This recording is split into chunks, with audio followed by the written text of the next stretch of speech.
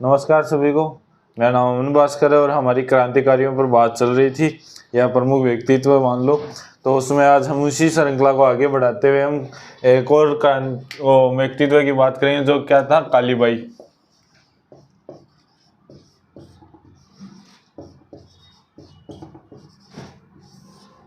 कालीबाई का संबंध जो जन्म जो हुआ था ना, वो रास्तापाल डूंगरपुर।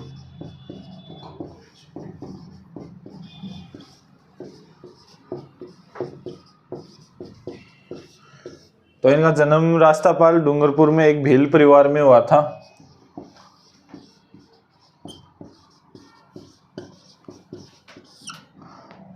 और जो डूंगरपुर के शासक थे लक्ष्मण सिंह, जून 1947 में उन्होंने एक फरमान जारी किया था।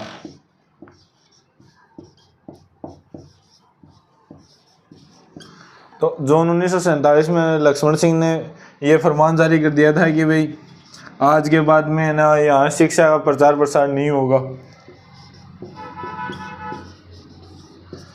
जून 1947 में भाई लक्ष्मण सिंह बोलिया, डूंगरपुर का जो शासक था, कि भाई आज जो थारी स्कूल बंद दी टाबर तो होगा राजी मेरे बड़ोड़िया पंचायत करे लगा। टाबर तो बोले ओ मौज ही कर दी यारो, एंड की भी मौज कर रही ये। जब बाद में भाई भी जगह जो प्रजा मंडल ने ये कह रहे हो गए कि भाई आपा स्कूल वगैरह चलावांगा, वो निर्णय लियो गयो। जना बोले ठीक है चलावांगा। बोले पढ़ाओगे कौन? बोले भी गांव का 2-4 आदमी मिलके भी जगह पढ़ावेंगा, 1-2 आदमी मिलके भी नहीं जा पढ़ावेंगा। तो भाई डूंगरपुर में खोल देना भी जगह। दो जो नाना भाई खाट और शिंदे भाई खाट थे ना,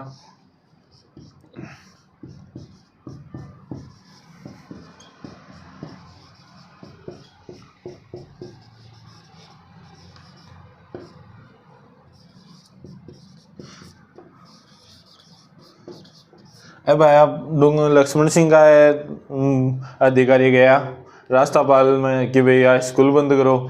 जहाँ नाना भाई खाट बोलिया क्या कर दे, बोलो मारा भोगीलाल जी बोले यान को दायित्व संभाला है कि मैं बाका पूरा भगत। हाँ बोले दरी गुन करा बंद। जा बोले भगत तो जोर छोड़ तू बात, एक बार बेड़ो तो दिखो। जा बोले ये क्या? जा बोले बाद में बोले सैनिका मत तो ही दिमाग हो, भाई जी का मार दी गोली। नाना भाई खाट गए, भाई साहब तो बैठे ही शहीद। असेंदा वो खाट ने बोले लिया चाबी दे स्कूल बंद कर रेडी की।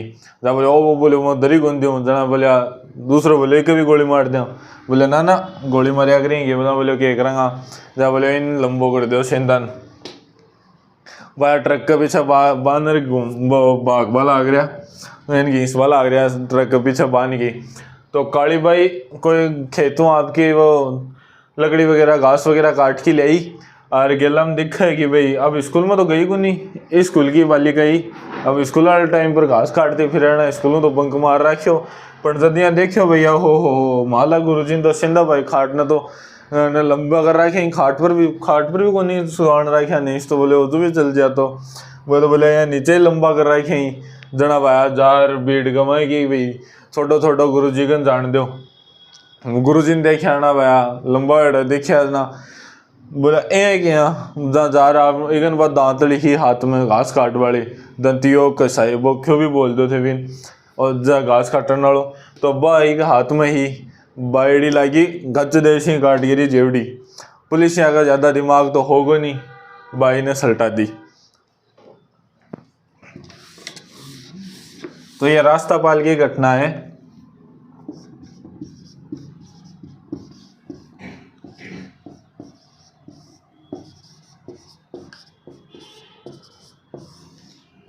तो ये रास्तापाल की घटना थी कि भाई वहीं की थी ये वैसे तो भाई उन्होंने रास्तापाल की घटना कब हुई? 19 जून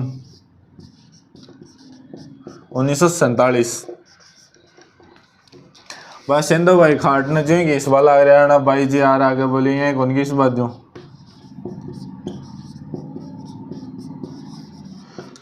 देखिए रस्सी काटता नहीं मार दी गोली। आजकल का टाबर तो मैं बदमाश हुई ही मास्टर ने क्लास में ही खदी कि इन्हें 12 मिलिए जना भाई बात है मगर अब ज़्यादा ही शानी है क्यों बोली मास्टर का क्यों भागों दूँ। जना ने बोले मास्टर का क्यों भागों दूँ। जना एक ही रस्सी काट दी और इन्हें पुलिस या गोली मार दी। यह थी रास्तापाल की घटना 19 जून 1947। और रास्तापाल की घटना 19 तो ये थी रास्तापाल की घटना 19 जून 1947। सेंधा बाई की खाट को जब घीसने ट्रक के पीछे बांध के घीसने लग रहे थे तो काली बाई ने उन्हें रस्सी काट के बचा लिया। और ये थी रास्तापाल की घटना। और हाथों हाथ इसको भी गोली मार दी थी। और सेंधा बाई तो जे काटी रस्सी सेंधा बाई तो बोले आप तो दिखा ही को नहीं, सेंधाड़ी ने मुगाड़ी नहीं पानी पानी होगा बोले खून बाद में भाजा हुआ तो भी जो हाथ में ले जब बनाए तो घायल ही होया मरा। दो की मृत्यु हो गई, एक तो काली बाई, एक इनके गुरु है जो नाना बाई खाट। तो इनका जो स्मारक है, इनकी जो मूर्तियां हैं वो गेप सागर जो जेल है वहाँ पे डूंगरपुर पे, वहाँ पे इनकी मूर्तियां लगी हुई हैं।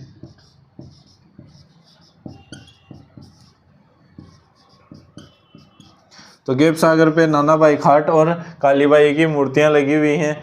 और एक चीज़ और याद रखने ना कि भाई जो आदिवासियों में महिला शिक्षा में जो अग्रणी होता है उसको काली बाई पुरस्कार दिया जाता है। ये सर्वोच्च सम्मान है शिक्षा के क्षेत्र में, तो ये थोड़ा याद रख लेना भाई। काली बाई वो पुरस्कार शिक्षा के क्षेत्र में दिया जाता है। और गेप सागर में यहाँ पे इनकी मूर्तियां लगी हुई हैं, नाना बाई खाट और काली बाई की। रास्तापाल घटना 19 जून 1947 इतना ही याद करना है।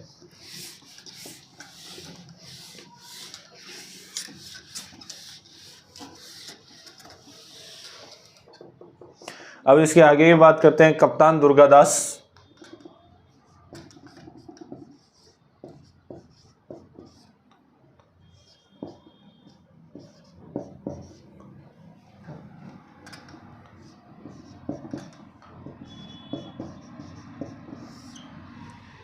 कप्तान दुर्गादास की हम बात करते हैं।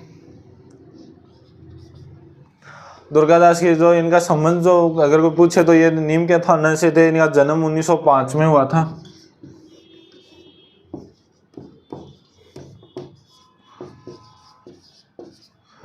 नीम का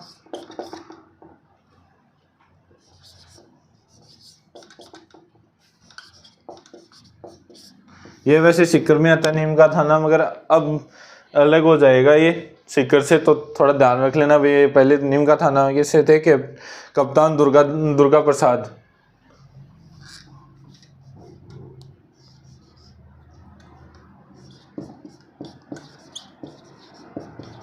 तो इनका जन्म 1905 नीम का थाना में हुआ था।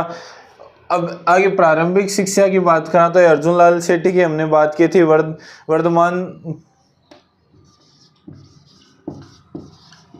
वर्धमान पाठशाला,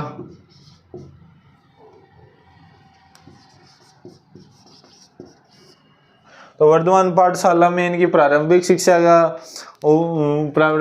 पूरी हुई थी। तो किसकी थी? अर्जुन लाल सेठी की। तब भाया और एक क्रांतिकारियों को भी यही अड्डो होया कर तो थोड़ी बहुत भाया बाढ़ माहौल हुआ भी साबू ऐसा रहा हर कमाइन आ कमाइन भी आगो क्रांतिकारी भावना है कि भाई मैं भी क्रांति करूंगा। और यहाँ अरबिया बाद में राजस्थान सेवा संघ की हमने बात की थी।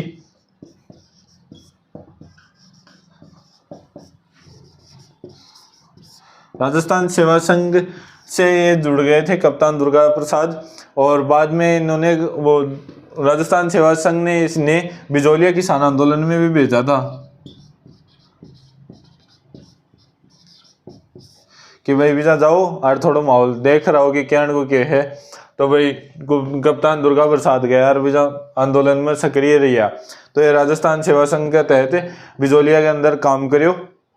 और फिर भारत छोड़ो आंदोलन के दौरान भी इनको गिरफ्तार कर लिया गया था और 2-3 बार गिरफ्तार हुए थे, उसमें भी ये इन्होंने भाग लिया था भारत छोड़ो आंदोलन में। और इनकी जो मेन बात है कि भाई इन्होंने जो जयपुर और अपने अजमेर से जो दैनिक नवज्योति एक बार निकलता था,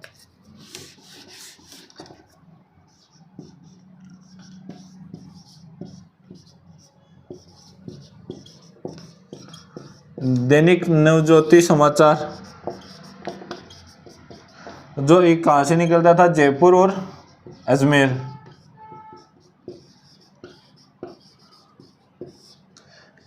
आगमा दैनिक नवज्योति में भी काफ़ी लंबे समय तक संपादक को कार्य करी। तो ये थे अपने कप्तान दुर्गा प्रसाद। और जन्म 1905 नीम का थाना, और प्रारंभिक शिक्षा की बात करें तो वर्धमान पाठशाला के अंदर हुआ था जो अर्जुनलाल सेठी की थी। और बाद में इन्होंने राजस्थान सेवा संघ में इन्होंने शामिल हो गए थे, और वहाँ से इन्होंने बिजोलिया किसान आंदोलन में भाग लिया था। और फिर जो दैनिक नवज्योति जो जयपुर और अजमेर से निकलता समाचार पत्र था, उसमें इनको संपादक बनाया था और काफ़ी लंबे समय तक रहे थे। और भारत छोड़ो आंदोलन के दौरान जो ये इन्होंने जेल भी गए थे। तो ये थे कैप्टन दुर्गा प्रसाद।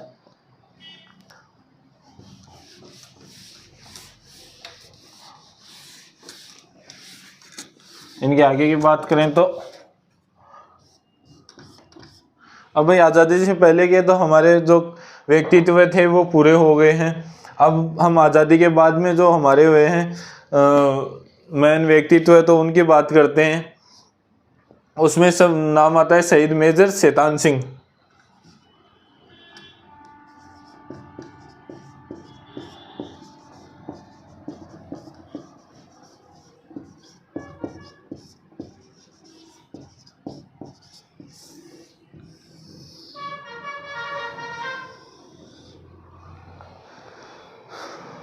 शहीद मेजर शैतान सिंह नाम में ही भाई थोड़ा सा खौफ नजर आवा आगे भी अभी। तो कैप्टन शैतान सिंह, मेजर शैतान सिंह, इनकी बात करें तो इनका जन्म 1 दिसंबर, इनका वैसे संबंध पूछे तो बाणासुर से था, और जोधपुर में पड़ता है बाणासुर, वहाँ से इनका संबंध था। तो इनका जन्म 1 दिसंबर 1924, कहाँ पे, बाणासुर, जो कहाँ पे पड़ता है, जोधपुर। तो वही इनका संबंध ये बहुत बार एग्जाम में भी आ गया कि बाणासुर का मेजर शैतान सिंह कहाँ से थे, तो बाणासुर। तो ये थोड़ा याद रख लेना। तो इनके जो भर्ती हुई थी वो हुई थी 13वीं कुमायूं बटालियन थी हमारी आज़ादी के बाद में, 13वीं कुमायूं बटालियन।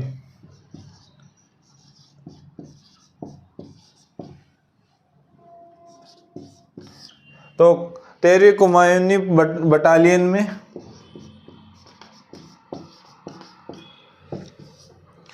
जो सी कंपनी थी, इसी के अंदर मतलब एक बटालियन के अंदर अलग अलग शाखाएं होती थी, उसमें एक नाम आता है कि सी कंपनी। उसमें ये शैतान सिंह मेजर का काम कर रहे थे। और शैतान सिंह ने पहले जब वो सैनिक के रूप में कार्य किया था तब जब 61 में गोवा को आज़ाद करवाया था, हमारे भारत में विलय करवाया था, उसमें भी इनकी अच्छी भागीदारी थी। बाद में इनको मेजर के पद में नियुक्त कर दिया गया शैतान सिंह को। और कौन सी बटालियन थी, 13वीं कुमायूनी बटालियन सी कंपनी के। जो भारत चीन जो युद्ध चल रहा था 61-62 में, जो भारत चीन का युद्ध चल रहा था,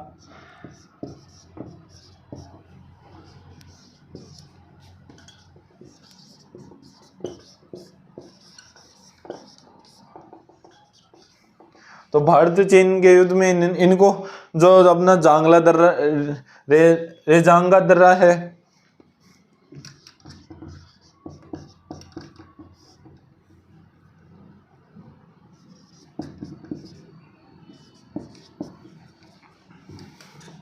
तो रेजांगला दर्रे में इनको पोस्टिंग थी इनकी भाई कि वहाँ पे जो वहाँ से सैनिक वगैरह यहाँ भारत में आ नहीं सके, इसके कारण उनकी यहाँ पे पोस्टिंग थी। तो जब ये पता लगा कि भाई चीन के अपने यहाँ क्या किया था कि भाई इनको वहाँ पे नियुक्त किया गया था, इनकी जैसे ऐसे बात करते हैं कि भाई इनको बर्फ़ वगैरह भी इनकी बटालियन की देखी हुई नहीं थी, और इनके पास इतने आधुनिक हथियार भी नहीं थे, और सर्दियों से जो बर्फ़ थी उसको तो ये ऐसे मानते थे कि भाई जो ये सफ़ेद मिट्टी होगी कोई, वो भी ठंडी ठंडी। तो ऐसे मेजर शैतान सिंह के बटालियन को ऐसे ही लगता था। और इनके पास नए ढंग के कपड़े थे, और जो एक पतली सी स्वेटर थी उनको ये पकड़ाई हुई थी कि भाई आप इसी से काम चलाओ। फिर भी इन्होंने ये अपनी पोस्ट संभाल रखी थी। और फिर जब ये भारत और चीन का युद्ध चल रहा था तो भाई वहाँ से लगभग 3,000 के समथिंग चीनी सैनिक यहाँ पे आक्रमण कर देते हैं।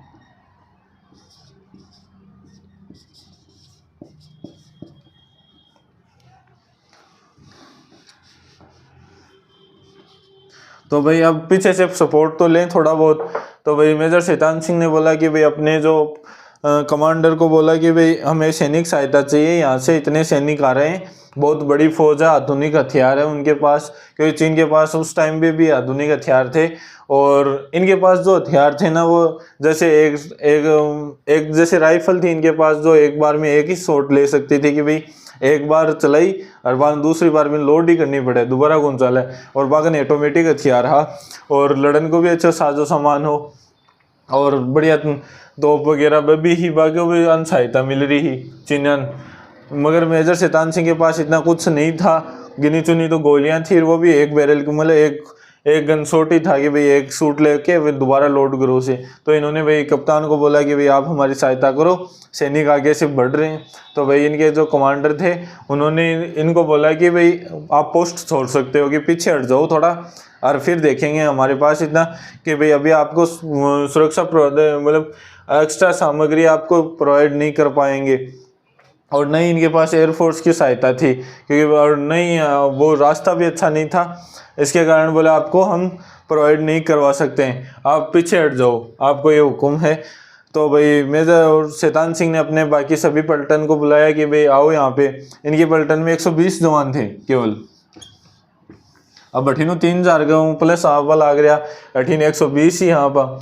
तो भाई आपका सैनिकान बुलाया कि भाई सैनिकों के चाहो थे बापन, तो कमांडर ऑर्डर दिए कि भाई पीछे हट सको थे। जना बोले मैं तो जाऊँगा को नहीं, इधर ही रहूँगा, मैं मेरी पोस्ट कौन छोड़ूंगा।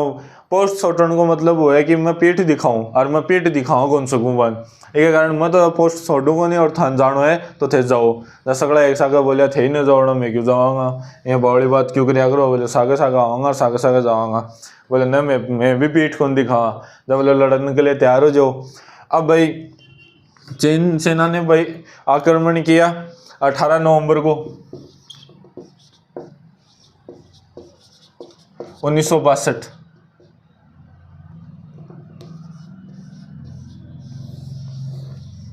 भाई आक्रमण भी 7-8 चरणों में करते हैं, मतलब अलग अलग भाग में। जैसे पहले आक्रमण किया था तो भाई इन्होंने अपना मोर्चा संभाले रखा था, और इनके पास तो भाई ढंग के हथियार भी नहीं थे, फिर भी ये लड़ रहे थे अपने सैनिकों के साथ। और फिर जैसे भाई गोलियां वगैरह चली तो सैनिक इनके काफ़ी ज़्यादा घायल भी हो चुके थे, कई शहीद भी हो चुके थे, मगर इनके भी हो गए थे।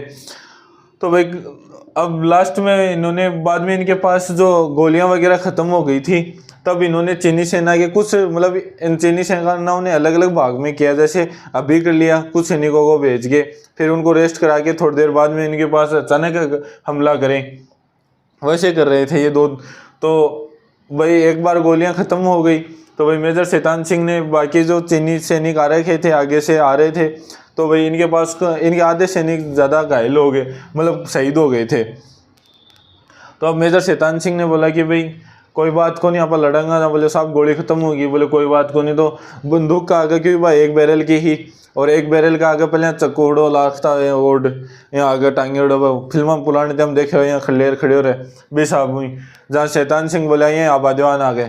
फिर आगे आधा तो लठ ले लिया और आधा बा काट की छुरी, मतलब यहाँ बतावें कि एक सैनिक भी 10 के 10 ने मार की सलटे हा, मतलब 10 ने मार के शहीद होया हा। मेजर शैतान सिंह कम से कम 60 को मारते हैं यहाँ पे। ऐसे बताते हैं कि भाई अपने जो चाकू था उसी से इन्होंने 60 के समथिंग तो इन्होंने चाकू से मार दिए था अपने। तो भाई कोई चीनी सेना का सैनिक देखो कि नाम के ही को मेजर को जरा देखियो शैतान सिंह, जरा बोलो सही नाम काटे, मतलब एक आदमी यारो एक 60 आदमियों को मार देता है एक चाकू से। फिर इनके पास जो इनके कलाई में बंदूक की गोली लग गई थी, कुछ हथियार इनके चीनी सैनिकों ने इनके चीनी सैनिकों के हथियार भी मेजर शैतान सिंह ने काम में लिए थे।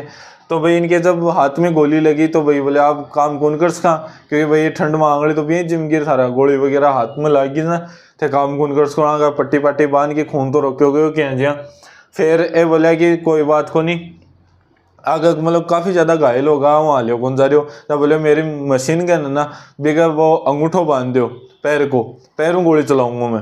जब मैं मतलब यार बंदूक हुए भी क्या वो ट्रिगर हुए भी क्या वो गुंठो बांध दियो यहाँ पग को, और फिर भी हूँ खींचता रही यार, गोली चलती रही। तो वही लास्ट तानी है, मतलब अगर लास्ट तानी प्राण जड़े था मैं शहीद नहीं होया, बड़े तानी एक एक सैनिक मतलब आपकी पोस्ट ने तो छोड़ी और लड़ता रहा। और यहाँ पे कम से कम इनके 114 जवान शहीद हो गए थे और 6 को चीनी सेना ने गिरफ्तार कर लिया था। और जो शहीद मेजर शैतान सिंह थे, इनकी पलटन ने यहाँ पे 1600 सैनिकों मतलब 1500 से ज़्यादा सैनिकों को यहाँ पे मारा था। बताते हैं कि भाई 1500 सैनिकों से ज़्यादा यहाँ पे इनको मार दिया था चीनी सैनिकों ने। फिर अपने वालों के तो भाई कोई कांटेक्ट वगैरह नहीं हुआ, वहाँ पे बर्फबारी भी हो रही थी, तो इनकी जो डेड बॉडी थी वो बर्फ के अंदर दफन हो गई थी। तो भाई सभी ने सोचा कि भाई जब इनको हुक्म मिला था कि पोस्ट से पीछे हट जाओ, तो ये लगता है कि ये अपनी पोस्ट से पीछे हट गए हैं। तो मगर बाद में जब चीनी सेनाओं का इंटरव्यू चल रहा था कि भाई आपका कहाँ से ज़्यादा जो नुकसान हुआ है, तो उसमें किसी ने बोल दिया था कि भाई जो हमारी जो रेजांग ला दर्रा था वहाँ पे हमारा सबसे ज़्यादा नुकसान हुआ। पता नहीं वहाँ पे क्या आदमी थे जो 120 होके भी हमारे ऊपर भारी पड़े हमारे। और सबसे ज़्यादा यहाँ पे जान माल का नुकसान अगर कहीं पे चीन को हुआ था तो वो यहीं पे हुआ था।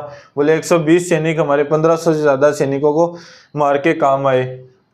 तो बोले सबसे ज़्यादा सन बेरोप लगी होगी, वो तेरी बड़े तो लड़ता हुआ मरा गया जना। बाद में बर्फ वगैरह न ठाई और लास्ट में देखी कि भाई हाँ, बाद में आगे जो ही डेड बॉडी निकाल रहे बर्फ जहाँ वह मशीन गन साथ में ही निकल रही, क्योंकि उठा के सागर बांध रखी हुए।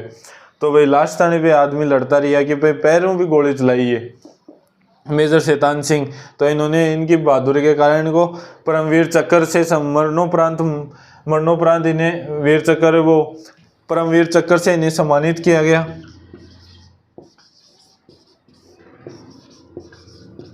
तो इनको मरणोपरांत परमवीर चक्र से सम्मानित किया गया और 63 में इनको मिला था।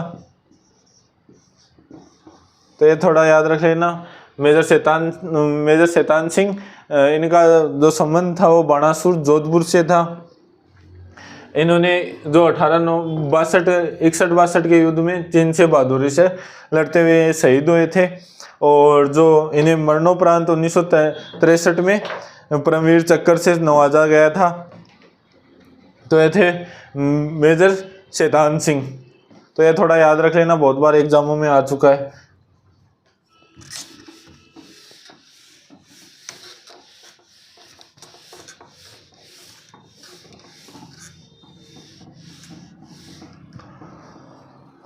अब एक और की हम बात करते हैं तो वो थे मेजर पीरू सिंह शेखावत।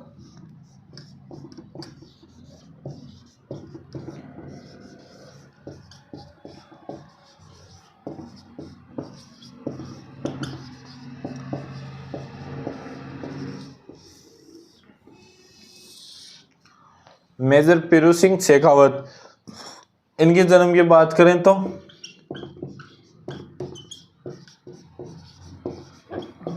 रामपुरा बेरी झुंझुनू।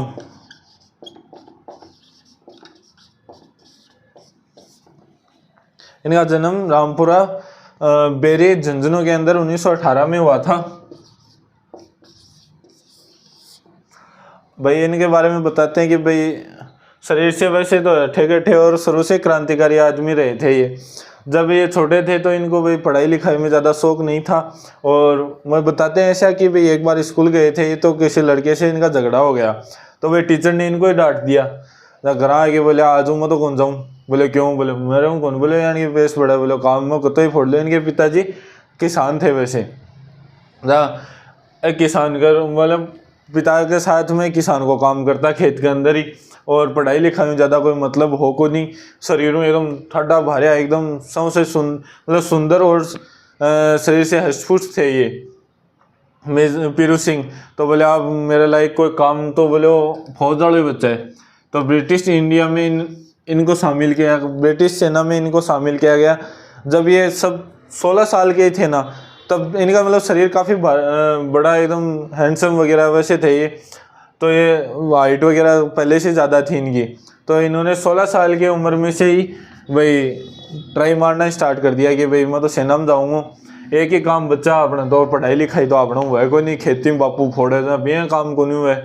जब बोले आपा तो एक काम करें, बोले सेना में जाऊँगा।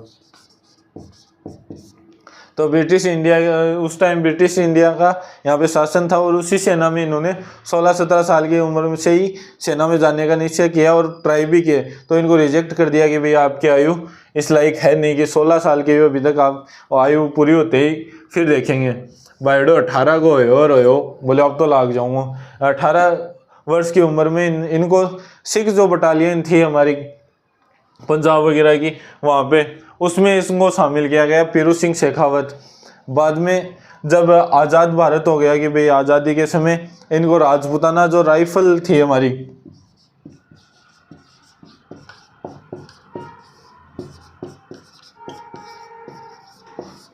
तो राजपूताना राइफल में इनको शामिल किया गया कि भाई आज थे वहीं शामिल हो। वह 1936 में ब्रिटिश इंडिया के तहत ला गया, फिर अन ट्रांसफ़र कर दिया गया, ये राजपूताना राइफल में थे काम करोगा। ठीक है। बाद में जब 1948 में पाकिस्तान ने जब कश्मीर पे आक्रमण कर दिया था कि भाई कबालियों के बेस में जब पाकिस्तानी सेना ने कश्मीर पे आक्रमण किया था, तो भाई अन बोला गया भी थे थारे पोस्ट संभालो। तो बोले ठीक है संभाल लूँगा, कड़ेसी पर करना है।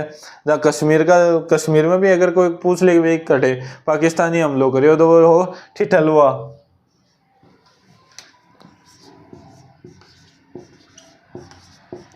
तो कश्मीर का ठिठलवा पर पाकिस्तानी आर्मी हमलों कर दे। तो भाई अन बोला कि भाई थे थारी पोस्ट संभालो। और बाद में जब यहाँ हो कि भाई आऊँ मतलब आगे कि भाई पोस्ट पर कब्जा करना है, क्योंकि भाई बाकी सेना ऊपर ही और इधर पाकिस्तानी सेना बैठी, अब आइडा नीचे ही हा। बोले पोस्ट पर कब्जा करना है, बोले कर लेगा जना, बोले ठीक है कर लियो ना। जब ठिटवाल सेंटर जो था वो एक ऊंचाई पे स्थान था, तो इन्होंने अपने सैनिकों के साथ इनकी सेना को 2 भागों में बांटा गया था कि दोनों साइड से आप आक्रमण करो, एक इधरों करो एक अठिनों। जा बोले ठीक है। बाद में आगा सैनिक आधा बढ़ा मतलब खत्म हो चुका है, शहीद हो चुका है। जब पोस्ट पर कब्जा करने फिर भी डटिया को नहीं कि भाई मैं तो सल्टा के रहती हूँ, एक पोस्ट पर तो कब्जा करके रहती हूँ। तो यहाँ पे जो मशीन गन थी इनकी, उसके सामने इनके मतलब मशीन गन से इनके लगभग साथी शहीद हो गए। फिर भी ये रुके नहीं, ऊपर जाके जो एक बंकर था मतलब सैनिकों के रुकने के लिए जो बंकर बनाए जाते हैं, उस एक बंकर से इन्होंने देखा कि एक बंकर से मशीन गन चल रही है, तो पहले इसको फिनिश किया। जब इनके पास ग्रेनेड था तो वो इसमें फेंक दिया।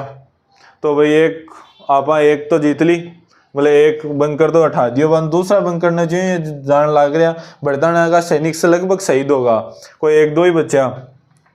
जो भी दूसरा बंकर की तरफ बढ़िया तो जो भी सैनिक से शहीद होगा यही बचा केवल।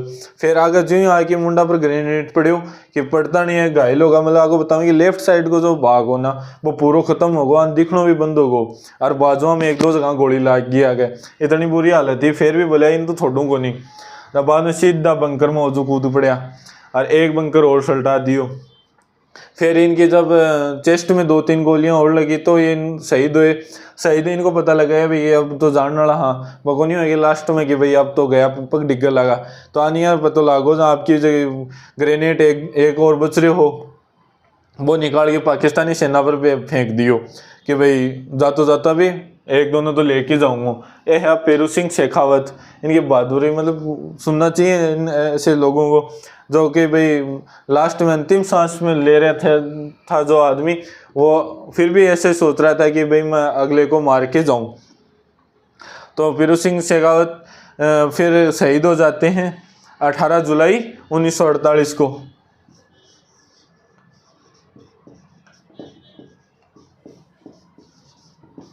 1948 को ये शहीद हो जाते हैं 18 जुलाई 1948 को। फिर इन्हें मरणोपरांत जो परमवीर चक्र मिलता है सेना का,